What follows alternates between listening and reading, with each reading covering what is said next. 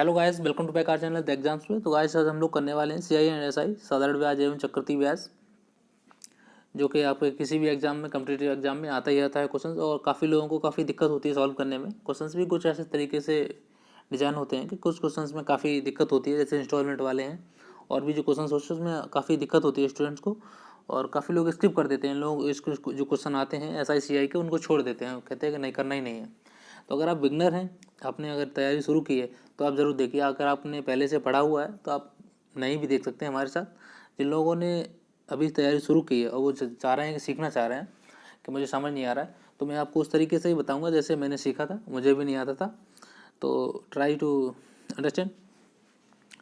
तो चलिए शुरू करते हैं। क्वेश्चन करने से पहले हम आप लोगों को किस तरीके से इसको अप्रोच करते हैं, चीज़ें क्या होती हैं, वो सब चीज़ें समझाऊंगा बेसिक से, जिससे कि आपको क्वेश्चंस लगाने में आगे आपको समझ में आए कि कोई चीज़ मूलधन क्या है, दर क्या है। मूलधन मीन्स प्रिंसिपल क्या है, दर मतलब इंटरेस्ट क्या है, इंटरेस्ट रेट, और मिस दर मतलब अमाउंट क्या है। तो इस तरह की जो चीज़ें हैं वो सब चीज़ें पहले आपको मालूम होनी चाहिए, तभी आपको समझ में आएगा।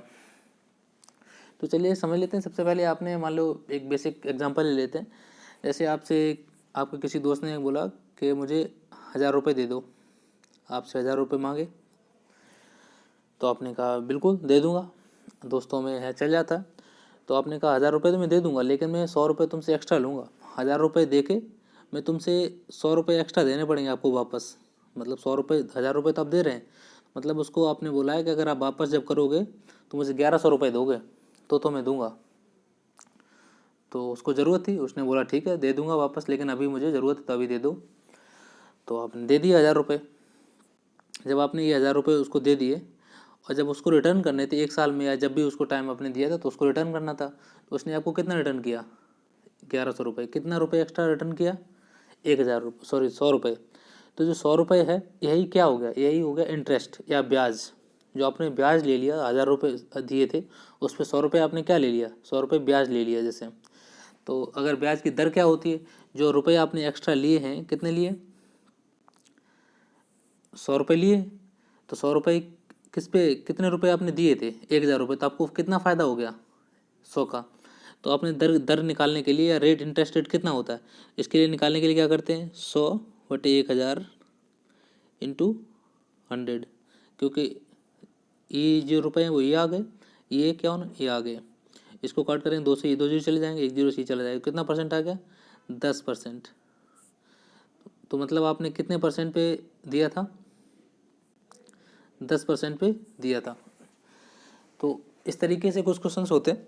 ये तो एक बेसिक था, मैंने आपको बताया कि अगर आप मान लो किसी को देते हैं कुछ रुपए, उसके बदले में जो एक्स्ट्रा चार्ज लेते हैं वही क्या होता है? वही ब्याज होता है। जैसे एग्जांपल और ले लेते हैं। जैसे आप बैंक में जाते हैं, एफडी कराते हैं, अपने रुपए जमा करते हैं या वहाँ से लोन लेते हैं। जैसे आपने बैंक गए, बैंक में आपने कहा कि मुझे एफडी करानी है 1000 रुपये, 10,000 रुपये की मान लेते हैं। आपने 10,000 रुपये की एफडी कराई, तो एफडी में आपको बताते हैं कि अगर आप 1 साल की एफडी कराएंगे तो आपको इतना रिटर्न मिलेगा। रिटर्न की मतलब अगर आप 1000 रुपये, 10,000 रुपये जमा कराते हैं तो 1 साल बाद अगर वापस लेंगे तो आपको जो मैं रिटर्न करूँगा वो 12,000 रुपये वापस करूँगा।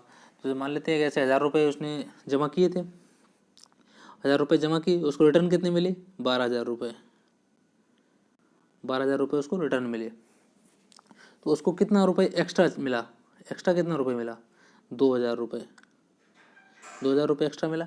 तो यही क्या, यही बैंक क्या देती है? आप जब उसमें रुपए जमा करते तो आपके रुपए पे ही वो इंटरेस्ट देती है। आपने जो 10,000 रुपये जमा किए थे उस पर उसने कितना इंटरेस्ट दे दिया 1 साल में? 2,000 रुपये। तो इंटरेस्ट रेट कितना हो जाएगा? निकाल लेते हैं। जैसे 2,000 आपने जमा कितने किए थे? 1,000, ये जो प्रिंसिपल कहलाता है, सॉरी 10,000 इंटू 100। 2 जीरो 2 जीरो ये कट जाएंगे, फिर ये ऊपर 3 जीरो है, 2 जीरो ये 2 जीरो ये, तो कितना आ जाएगा? बचेगा 20। तो जो रेट ऑफ इंटरेस्ट कितना हो गया? ब्याज की दर कितनी हो गई? 20%। तो यहाँ पे क्या है? यहाँ पे आपने एफडी कराई, आपने बैंक में जमा किया। तो जब आपने जमा किया तो आप देखते हैं ना कितने परसेंट, वो कितना रुपए मुझे वापस मिलेगा। तो जो वापस रुपए देता है, एक्स्ट्रा जो रुपए वापस देता है, 10,000 रुपये तो आपने जमा किए, उसके ऊपर उसने आपको रिटर्न कितना किया? 12,000। उसमें कितना एक्स्ट्रा था? 2,000 रुपये एक्स्ट्रा। तो इसी के लिए तो आपने जमा किए थे, कुछ मुझे एक्स्ट्रा मिल जाए। तो जो एक्स्ट्रा था वही क्या था? वही था ब्याज। तो आपको कितना ब्याज मिला था? 20% के हिसाब से 2,000 रुपये ब्याज मिल गया था 1 साल में। जैसे और देख ले, जैसे आपने अब आप ही अभी आप क्या है, आप अभी आपने अपनी एफडी जमा की थी, एफडी आपने जमा किए थे, ये तो आप बहुत कम लोग करते हैं लेकिन ब्याज बहुत ज़्यादा लोग लेते हैं। ऐसे ब्याज आप गए बैंक, आपने कहा कि मुझे ब्याज चाहिए 5,000 रुपये का,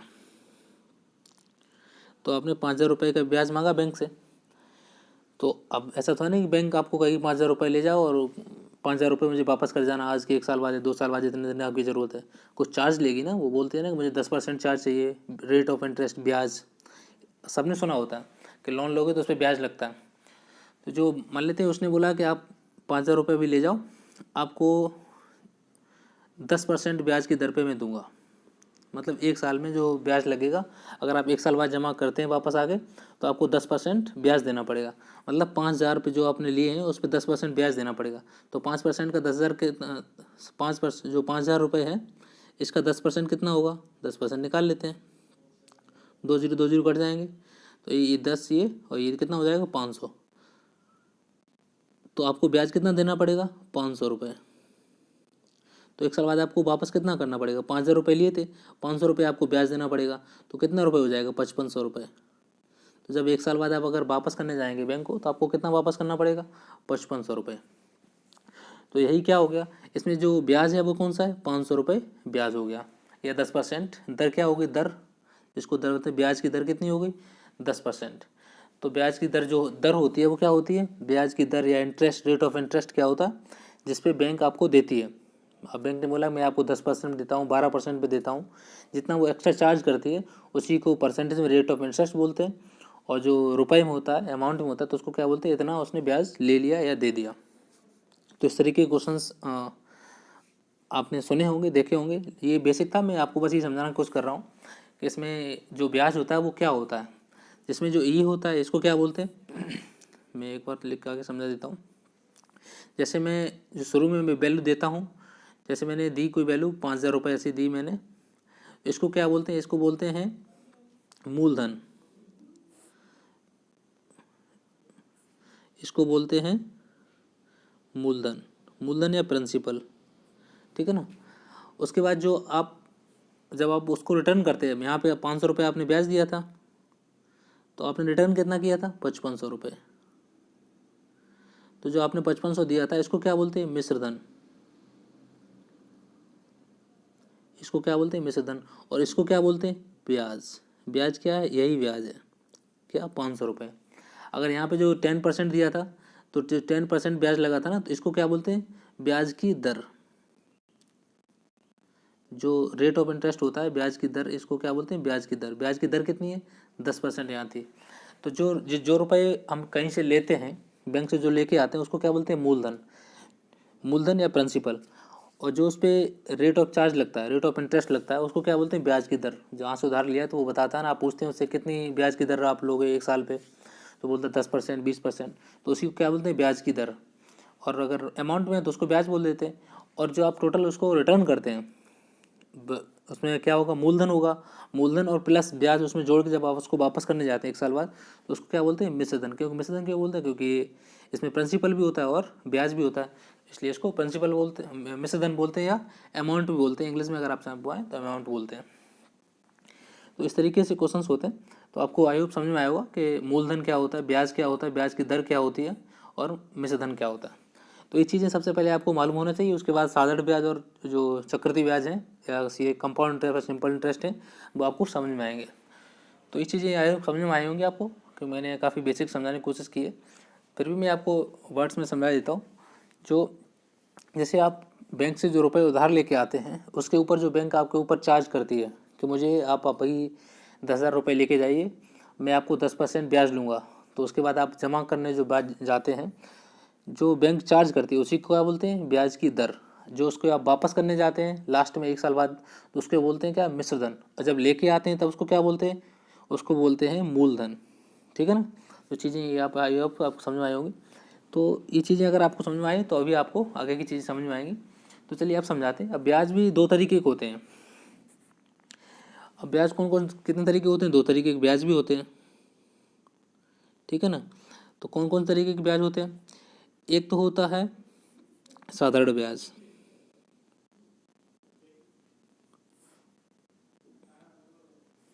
एक क्या होता है, मैं इंग्लिश में लिख लेता हूँ। एक होता है SI, SI मतलब सिंपल इंटरेस्ट या साधारण ब्याज, और दूसरा क्या होता है, दूसरा होता है CI, CI मतलब कंपाउंड इंटरेस्ट या चक्रवृद्धि ब्याज। तो ये कौन सा है, ये है साधारण ब्याज, ये साधारण ब्याज है, ये चक्रवृद्धि ब्याज, ये चक्रवृद्धि ब्याज है, ठीक है ना। तो इसमें दो तरीके के ब्याज होते हैं। ये जब आपको बेसिक कॉन्सेप्ट समझ में आ गया उसके बाद ही यहाँ पहुँचने के लिए आपको आना पड़ेगा। तो इसमें दो तरीके के ब्याज होते हैं, एक CI होता है, एक SI होता है, साधारण ब्याज और कंपाउंड इंटरेस्ट या चक्रवृद्धि ब्याज। इनमें भी अंतर होता है, दोनों में क्या अंतर होता है वो देख लेते हैं। जो साधारण ब्याज होता है उसमें क्या होता है, जो आप उधार लेके आते हैं, जैसे साधारण ब्याज के लिए मैं आपको बता देता हूँ, अभी मैं साधारण ब्याज बताता हूँ आपको, ठीक है ना। तो अभी मैं SI के बारे में बात कर रहा हूँ, SI मतलब साधारण ब्याज, इसके बारे में बात कर रहा हूँ। तो SI में क्या होता है, साधारण ब्याज में क्या होता है, लिख देता हूँ, बहुत सारे लोग कन्फ्यूजन होगी।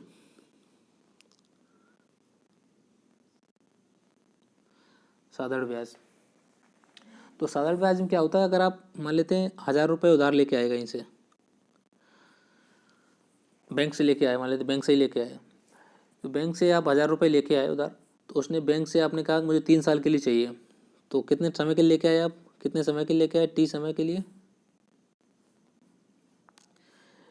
T बराबर मान लेते हैं समय 3 साल के लिए लेके आए, और रेट ऑफ इंटरेस्ट कितना आपका R मान लेते हैं 10%, ठीक है ना। ये आपको समझ गया, मतलब आप 1000 रुपये लेके आए 3 साल के लिए, और जो उस पर बैंक ने ब्याज की दर जो दी है वो 10% के हिसाब से दी है। तो साधारण ब्याज में क्या होता है कि जो ब्याज लगता है वो हमेशा किस पे लगता है, जो मैंने ये क्या बताया, ये मूलधन या प्रिंसिपल। जो साधारण ब्याज में हमेशा जो ब्याज लगता है वो किस पे लगता है, मूलधन पे ही लगता है, ठीक है ना। जैसे करके देख लेते हैं, अब मान लेते हैं हमने 3 साल के लिए लिया है, तो 1000 रुपये पहली साल में 10% के हिसाब से लेंगे तो कितना हो जाएगा, 1000 रुपये का 10% अगर निकालेंगे तो कितना आएगा, जो कट जाएगा कितना निकलेगा, 100। 1000 का 10% 100 आएगा पहली साल, ये फर्स्ट ईयर का मान लेते हैं, ये पहली साल का है। और दूसरी साल का निकालते हैं तो फिर से वही करना पड़ेगा, 10,000 हमको कितना निकालना है, 10% डिवाइड कर देंगे, 2 कट जाएंगे, फिर से कितना आएगा, 100 रुपये। पर अगर तीसरी साल के लिए भी जाएंगे ऐसे ही, तीसरी साल के लिए भी जाते हैं, फिर से 1000 रुपये भी कितना लगेगा, 10% के हिसाब से लगेगा, 2 जीरो कट गए, ये कितना हो जाएगा, 100। फिर से कितना लगा, 100 रुपये। तो हर साल आपको कितना ब्याज लग रहा है, यहाँ भी आपको 100 लगा, यहाँ भी 100 लगा, और यहाँ भी 100 लग रहा है। तो टोटल ब्याज कितना लग गया आप पे, तीनों को ऐड कर देंगे, 300 लग गया। मतलब अगर आप वहाँ से पहले 1000 रुपये लेके आए थे तो आपने ब्याज कितना दे दिया, 300 रुपये। तो आपको टोटल 1 साल 3 साल बाद वापस कितना करना है उसको, 1300 रुपये। तो ये क्या हो गया, ये हो गया साधारण ब्याज। मतलब हमेशा उस पर क्या लगता है, देखो पहली साल आपको 100 रुपये ब्याज हो गया था, लेकिन आपने ब्याज दिया तो था नहीं बैंक को, क्योंकि हर साल 10% की ब्याज की दर से दिया है। जब 1 साल हो जाएगा, जब 1 साल हो जाएगा तो आपको 10% ब्याज भी तो उसमें ऐड होना चाहिए ना, लेकिन साधारण ब्याज में उसमें ऐड नहीं होता, प्रिंसिपल पे ही हमेशा क्या लगता है, ब्याज लगता है। तो 100 रुपये यहाँ से हो गए, तो उसके दूसरी साल पे फिर से 100 रुपये हो गए थे, तीसरी साल पे 100 रुपये हो गए थे। जब 3 साल बाद आप जमा करने गए तो उन्होंने 300 रुपये आपने 1000 रुपये में ऐड करके 1300 रुपये उसको वापस कर दिए। ये तो हो गया क्या, साधारण ब्याज, क्योंकि हमेशा किस पे लगता है, मूलधन पे या प्रिंसिपल पे। मैं इसके साथ में आपको चक्रवृद्धि ब्याज भी साथ में लेके चलता हूँ, जिससे आपको समझ में आए, बेसिक समझाने के लिए। और चक्रवृद्धि ब्याज में यही चीज़ लेके चलता हूँ। मैंने यहाँ पे CI लिया, CI में क्या है, इसमें भी मैंने 1000 रुपये दिए किसी को, या मतलब लेके आए, उधार लेके आए, समय यहाँ भी 3 साल का है, और रेट ऑफ इंटरेस्ट भी यहाँ 10% है, ठीक है ना।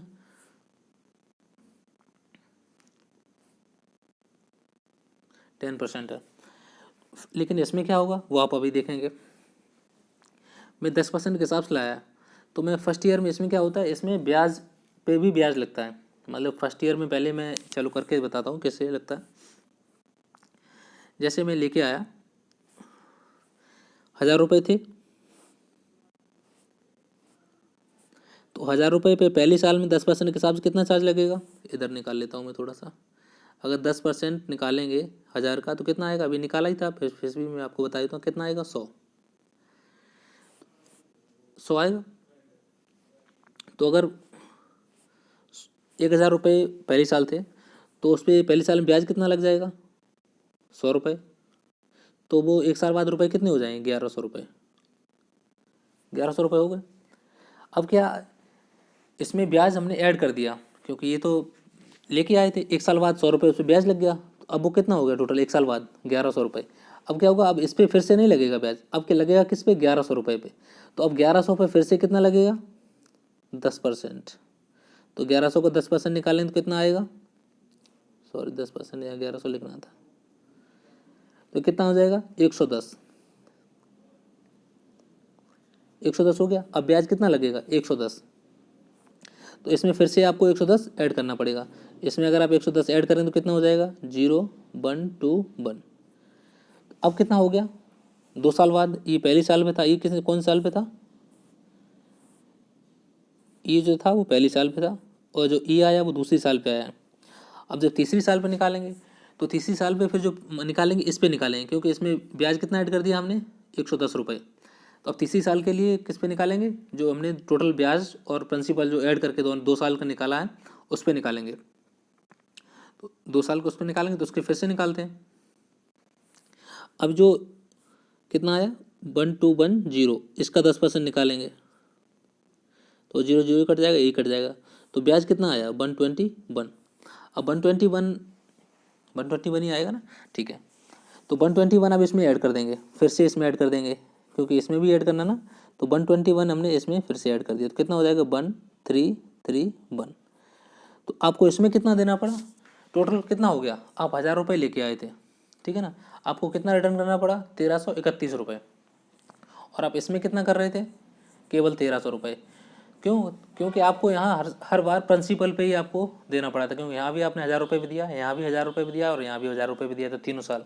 और इस वाले में क्या है? इस वाले में 1000 रुपये भी पहली साल 1000 रुपये भी लगा, मैंने 1000 रुपये भी निकाला तो कितना निकला? 100। तो 100 मैंने इसमें ऐड कर दिया प्रिंसिपल में, तो वो कितना बन गया? 1100। 1100 बन गया।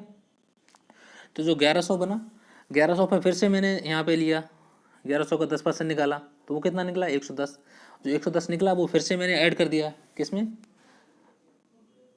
110 निकला, वो 1100 में हमने ऐड कर दिया। मतलब जो दूसरी साल के बाद जो प्रिंसिपल बना था, प्रिंसिपल मतलब ब्याज, 110 में हमने ऐड कर दिया तो कितना हो गया? 121। अब 121 पे हम निकालेंगे तीसरी साल के लिए, मतलब 1210 पे। 1210 पे 10% निकाला तो उसका कितना है? 121।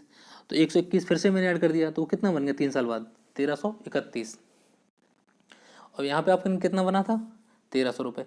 यहाँ पे 1300, यहाँ पे 1331 क्यों बना? क्योंकि यहाँ पे हर बार 1000 पे लग रहा था, और यहाँ क्या हुआ? यहाँ 1000 पे तो लग ही रहा था, उसके बाद जो ब्याज दे रहे थे ब्याज पे भी ब्याज लग रहा था। ऐसे देख सकते हैं, यहाँ 1000 लगा तो 100 रुपये ब्याज आ गया, तो ब्याज मैंने उसमें ऐड कर दिया तो ब्याज पे भी ब्याज लग गया। फिर से यहाँ 110 आया, वो हमने ऐड कर दिया तो फिर उस पर भी लग गया। फिर से यहाँ पे 1000 पे तो हर बार लग ही रहा, क्योंकि देख रहे हैं ना, पहले 1000 पे लगा, फिर 1100 पे लगा, फिर किस पे लगा? 1210 पे। क्योंकि ये बढ़ते अमाउंट क्यों बढ़ता गया? क्योंकि जो हम इसमें ब्याज ऐड करते गए, पहली साल तो 1000 था, दूसरी साल में क्या हुआ? 100 रुपये जो ब्याज था वो मैंने ऐड कर दिया तो कितना हो गया? 1100। दूसरी साल फिर से क्या हुआ? ब्याज लगा, उसको मैंने ऐड कर दिया तो कितना हो गया? 1210। तो इसी वजह से थर्ड ईयर लगाया तो कितना निकला? 1331।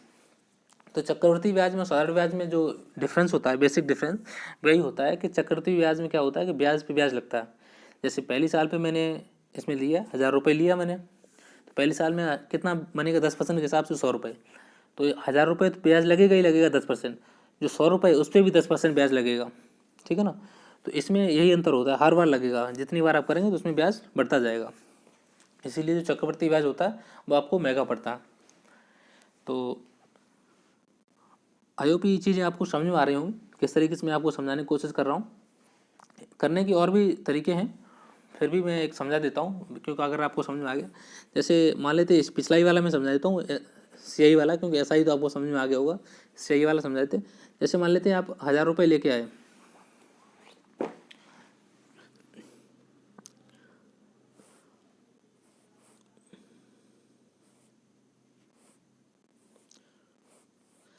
आपने 1000 रुपये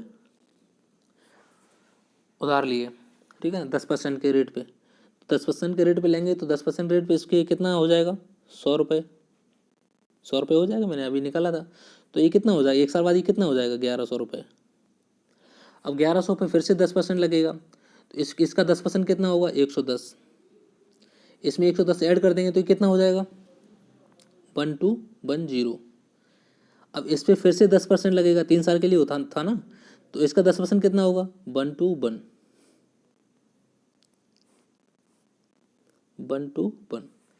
तो इसमें अगर इसको ऐड करें तो कितना हो जाएगा, 13331।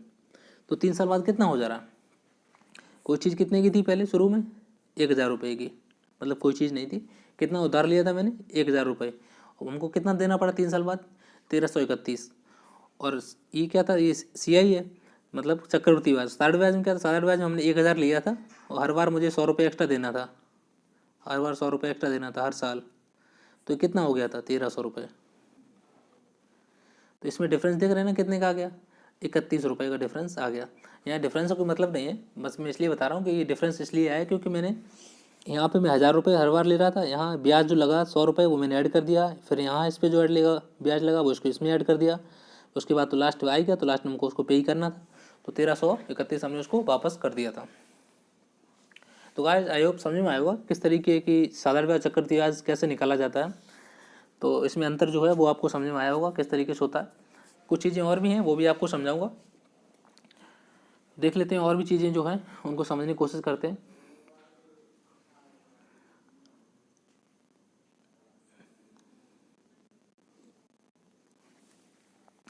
अब इसको निकालने के तरीके भी दो होते हैं चक्रवृद्धि ब्याज को निकालने के लिए, क्योंकि चक्रवृद्धि ब्याज में आपने देखा इसमें हर बार क्या लगा, सक्सेसिव लगता है। सक्सेसिव मतलब क्रमागत जिसको बोलते हैं। साधारण ब्याज में क्या है, साधारण ब्याज में क्या होता है कि 100 पे ही वही 100 रुपये पे ही लगता है उसी पे। इसमें क्या 100 रुपये पे लगा, फिर से 1100 रुपये लगा, फिर से 1210 पे लगा। इस तरीके से उसी चीज़ पे बढ़ते बढ़ते जा रहा है, 10% लग 10% ब्याज रहा है लेकिन उसमें अमाउंट बढ़ता जा रहा है। तो इस तरीके जो क्वेश्चंस होते हैं उनको करने के लिए एक सक्सेसिव मेथड होता है या क्रमागत करके मेथड होता है। जैसे देख लेते हैं, जैसे कोई चीज़ 100 रुपये की है, समझा रहा हूँ मैं, सक्सेसिव समझा देता हूँ आपको, जिससे कि आपको ये जो क्वेश्चंस हैं चक्रवृद्धि ब्याज वाले करने में आपको आसानी होगी। जैसे 100 रुपये की चीज़ है, आपने क्या किया, अपने दोस्त को आपने दे दी 110 में, और आपके दोस्त ने क्या किया, उसको 10% के उसने 100, उसने भी 10% लाभ लिया, तो उसने कितने बेच दी, 121 में। आपने क्या किया, आपने 10% लाभ लिया, ये आप है, ठीक है ना, आपने 10% लाभ पे कोई चीज़ बेच दी, आपने कितने बेच दी, 10% पे। और आपके दोस्त ने क्या किया, उसने अपने किसी जानने वाले को 10% लाभ पे बेच दी, तो कितने टोटल लास्ट में वस्तु कितने की बेची, 121 रुपये में। और आपने आपके पास थी कितने में, या आपने कितने में खरीदी थी, 1000 रुपये, सॉरी 100 रुपये में, और आपके दोस्त ने कितने में बेची, 121 रुपये में। आपने भी प्रॉफिट 10% लिया, आपके दोस्त ने भी प्रॉफिट कितना परसेंट लिया, 10%। तो जब एक ही चीज़ को बार बार बेचा जाता है, या एक ही चीज़ पे बार बार प्रॉफिट या हानि होती है, या चक्रवृद्धि ब्याज किस पे लगता है, एक ही चीज़ पे तो बार बार लगता है ना, तो उसी चीज़ को क्या बोलते हैं, सक्सेसिव या क्रमागत बोलते हैं। तो इसी चीज़ को बनाने के लिए क्या कर सकते हैं, देखो यहाँ से 100 से कितनी चीज़ हो गई है, 121 हो गई। अब अगर कब हो गई, क्योंकि 10% ये भी ले रहा है, 10% ये भी ले रहा है, जो दर है वो समान है। तो इस तरीके से जो सक्सेसिव बनाने के लिए जो तरीका रहता है, ऐसे 10% आपको बोला गया है कि 10% के हिसाब से कोई चीज़ बेची गई है, तो 2 साल बाद वो कितने की हो जाएगी। तो सबसे पहले आपको 10% फ्रैक्शन वैल्यू बनानी होती है। 10% फ्रैक्शन वैल्यू कितनी होती है, 1/10, इसको काटेंगे तो 1/10 आ जाएगी। तो कोई चीज़ अगर मान लें 10 की थी, तो वो कितने ज़्यादा में बेचती, 1 रुपये में। तो नीचे वाली चीज़ होती है वो कौन सी होती है, बेसिक मतलब प्रिंसिपल आपका जो होता है। तो कोई चीज़ 10 की थी, 1 रुपये एक्स्ट्रा में बेचती, तो कितने बेचती, 11 रुपये में। यही आप अगर रेशियो निकालेंगे इसका और इसका, तो कितना आएगा, 0 0 ही कट जाएगा, तो कितना आएगा, 10 11 आया। दूसरी साल भी क्या होगा, 10% फिर से बेचेगा, तब भी कितना हो जाएगा, 10 से 11 फिर से हो जाएगी, तो फिर से कितनी हो जाएगी, 10 से 11। अगर आप इसका इसका रेशियो निकालेंगे तब भी, अब यहाँ से यहाँ बेची है ना दोबारा, इसका इसका रेशियो निकालेंगे तब भी 10 से 11 आएगा। 11 से काटेंगे, 11 एकन 11, और 11 11 121, तब भी रेशियो कितना आ रहा है, 10 और 11 का। वही चीज़ मैंने शॉर्ट में ऐसे लिख सकते हैं, जैसे एक आपको कैलकुलेशन से आप बच सकते हैं, तो इसलिए ये चीज़ लिखी गई। अगर आप इसको करेंगे, मल्टीप्लाई कर देंगे, तो ये कितना हो जाएगा, 100, ये कितना हो जाएगा, 121।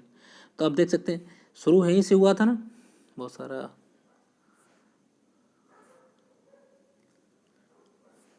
मैं दोबारा लिख देता हूँ ऊपर वाला क्योंकि काफ़ी मैस हो गया।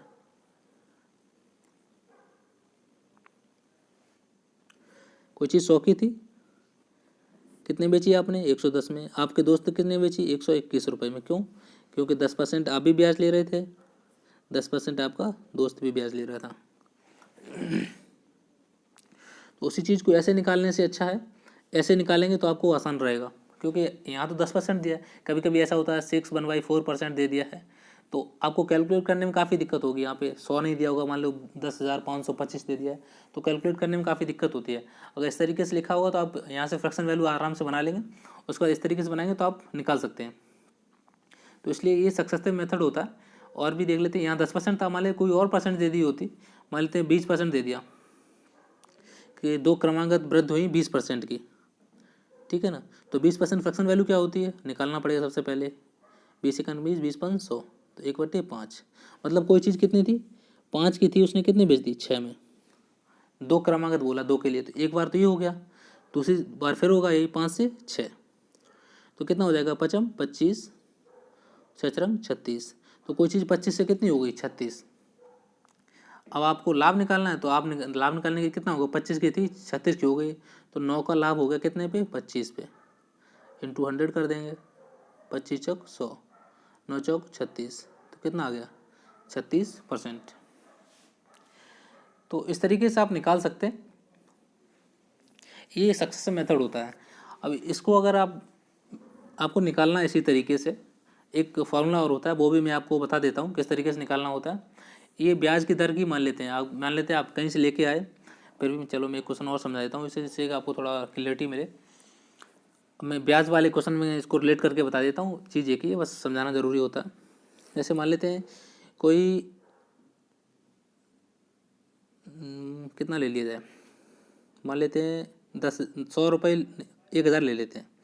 मान लेते हैं 1000 रुपये कोई उधार लेके आया बैंक से, और उस पर रेट ऑफ इंटरेस्ट कितना था, 10%, और टाइम कितना था, 2 साल, ठीक है ना। तो अब इस पर आपको बताना है कि जो 2 साल बाद कितना रिटर्न करेगा, बैंक को वापस कितना करेगा ब्याज मिला के। तो 10% फ्रैक्शन वैल्यू क्या होती है, 10% की फ्रैक्शन वैल्यू क्या होती है, 10% फ्रैक्शन वैल्यू निकाल लेंगे। अगर आपको पता है तो बहुत अच्छी बात है, नहीं पता है तो ऐसे करके डिवाइड बाई 100 कर देते हैं, निकल आती है। तो जो ब्याज हम उसको दे रहे हैं ना, तो कितनी हो जाएगी, पहली चीज़ 10 से 11 हो जाएगी पहले साल, और दूसरे साल भी क्यों 10 से फिर से 10% है, 2 साल के लिए ना, तो 10% फिर से निकालेंगे 10%, 1/10 फिर से आएगा। तो दूसरी साल भी क्या हुआ, 10 से 11 हो गई, तो ये कितनी हो जाएगी, 100 मल्टीप्लाई करेंगे आपस में सीधा सीधा, ये कितना हो जाएगा, 121। मान लेते हैं पहले अगर कोई चीज़ 100 की थी, तो वो कितनी की हो गई, 121 की। तो 100 बराबर कितना दिया, मतलब 100 क्या होता है यहाँ पे, 100 इनिशियल वाला आता है, मतलब प्रिंसिपल। तो 100 बराबर दिया है 1000, तो 1 बराबर कितना हो जाएगा, 1 बराबर हो जाएगा 10। हमें निकालनी किसकी है, 121 की। तो 121 इंटू 10, तो कितना हो जाएगा, 1210, कितना आ गया, 1210। तो हमें 2 साल बाद कितना उसको बैंक में जमा करना पड़ेगा, 1210 रुपये चक्रवर्ती ब्याज पे, ठीक है ना। चक्रवर्ती ये कब लगता है, चक्रवर्ती ब्याज, साधारण ब्याज पे नहीं लगता। साधारण ब्याज में अगर यही चीज़ पूछी होती, यही चीज़ अगर साधारण ब्याज में पूछी होती, ये तो क्या था, ये था सॉरी CI, ठीक है ना। अगर यही SI में पूछा होता यही चीज़, तो उसमें ये नहीं करना होता, 2 साल के लिए पूछा तो बस आपको क्या करना है, 10 × 2 कर देना है, तो ब्याज कितना हो गया, 20%, कितना हो गया, 20%। यहाँ सीधा सीधा 20% आ जाएगा, 1000 का आपको 20% निकाल लेना है, तो 1000 का 20% कितना हो जाएगा, डिवाइड बाई 100 काट देंगे, कितना हो जाएगा, 200। तो 2 साल बाद कितना जमा करेगा, तो फिर 1000 रुपये तो उसने लिए ही थे, और 200 ये, तो कितना हो जाएगा, 1000 प्लस 200, 1200 रुपये। तो साधारण ब्याज में क्या, आपको डायरेक्ट निकाल देना है, जितना ब्याज दिया और जितने साल के दिए सीधा मल्टीप्लाई कर दो, और जो ब्याज उसने जो मूल्य दिया है, प्रिंसिपल दिया है, उस पर 200 जो परसेंटेज है वो निकाल दो, वही आ जाएगा। इसमें ऐसा नहीं हो सकता कि सीधा मल्टीप्लाई कर दो, मल्टीप्लाई में, क्योंकि इसमें सक्सेसिव लगता है, क्योंकि मैंने 10% किसी को लाभ बेचा, उस पर भी आके बेचा, इस पर ब्याज लगता है, इसलिए। तो चीज़ें आपको आई होप क्लियर हुई होंगी किस तरीके से निकलती हैं चीज़ें।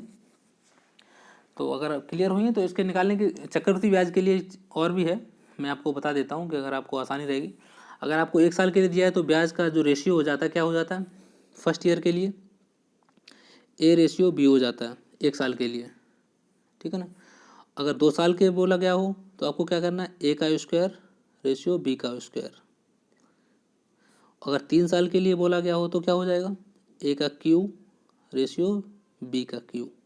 अब ये क्या हो गया आपको समझ नहीं आया होगा क्या, ये मैं बता रहा हूँ आपको, समझा देता हूँ वो भी।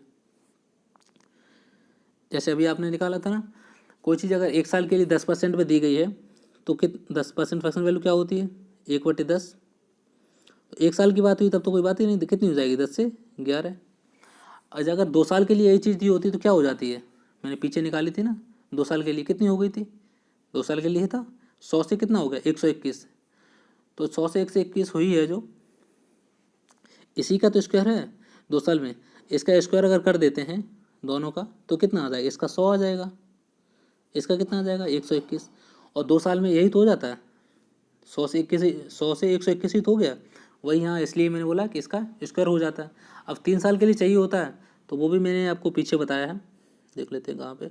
ये देखो 100 की चीज़ थी, 1000 की चीज़ थी, कितने में हो गई 1331 की। तो इसी चीज़ का अगर आप क्यूब कर देंगे, इसका आप अगर आप यहाँ पे क्यूब कर देते हैं, मैं आपको बता देता हूँ, ये जो आपने स्क्वायर किया है इसका अगर आप यहाँ पे क्यूब कर देंगे तो कितना आ जाएगा, 10 का क्यूब कितना होता है 1000, और 11 का क्यूब कितना होता है 1331। तो ये शॉर्ट ट्रिक समझ लो आप, जो भी समझ लो, ऐसे भी हो सकता है। अगर आपको 10 से 11 ये चीज़ नहीं लिखनी है बार बार, ऐसे 10 से 11 हो गई, 10 से 11 हो गई, तो आपको क्या करना है, एक बार आपको 10 से 11 लिखना है। 2 साल के लिए बोला है तो स्क्वायर कर देना है, 3 साल के लिए बोला है तो आपको क्यूब कर देना है 10 से 11 करने के बाद दोनों का। तो इस तरीके से भी आप निकाल सकते हैं। तो ये चीज़ें बेसिक चीज़ें थी जो मैंने आपको समझाने की कोशिश की। तो आई होप आपको समझ में आया होगा किस तरीके से ये चीज़ें होती हैं, जो आपको कन्फ्यूजन काफ़ी दिन से रहा होगा। आई होप क्लियर हुआ होगा किस तरीके से इन क्वेश्चंस में साधारण ब्याज, चक्रवृद्धि ब्याज, कैसे ब्याज लगता है कैसे नहीं लगता। और चीज़ें क्वेश्चन तो आज मैं अब नहीं कराऊंगा क्योंकि काफ़ी बड़ा वीडियो पहले ही हो गया, तो क्वेश्चंस मैं कल कराऊंगा। तो आई होप आपको ये चीज़ समझ में आएगी। समझ नहीं आए तो एक वीडियो को एक बार देख के दोबारा फिर से देखना, ट्राई करना अपने आप से, तो आपको ज़रूर समझ में आएगा। समझ में आए वीडियो को लाइक करिए, चैनल को सब्सक्राइब करिए, साथ बने रहिए। जय हिंद, थैंक यू।